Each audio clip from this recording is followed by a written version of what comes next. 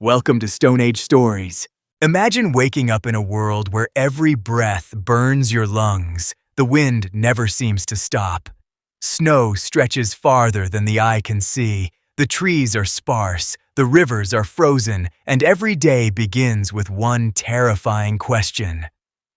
Will anyone in the tribe survive until tomorrow? This was the reality of the Ice Age.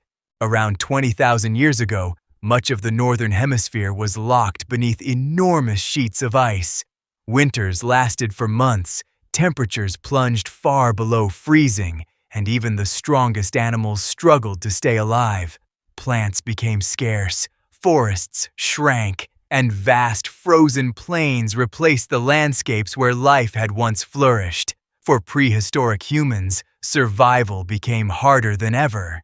Food was the greatest challenge. Hunting was never guaranteed. A group of hunters could spend days following the tracks of reindeer or mammoths, only to return empty-handed. Every failed hunt meant another day without enough food. Children cried from hunger, the elderly grew weaker, and every member of the tribe knew that starvation was only one harsh winter away. But hunger was only the beginning. The cold itself was a relentless enemy. Thick animal skins helped, yet they could never completely block the freezing wind. Nights inside caves were still bitterly cold. Keeping a fire alive became one of the tribe's most important responsibilities. If the flames died during a snowstorm, relighting them might be impossible, and the consequences could be fatal.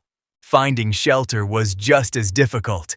Caves offered protection from the wind, but they were few, and humans were not always the first to claim them. Cave bears, wolves, and other predators also searched for warm places to survive the winter. Entering an unfamiliar cave could mean walking directly into the home of a dangerous animal. Outside, the frozen wilderness was filled with constant danger. Packs of hungry wolves roamed across the snow. Cave lions waited for moments of weakness. Even massive mammoths, though often hunted for food, could kill a hunter with a single swing of their tusks. In the Ice Age, humans were not always the hunters. Sometimes they were the hunted.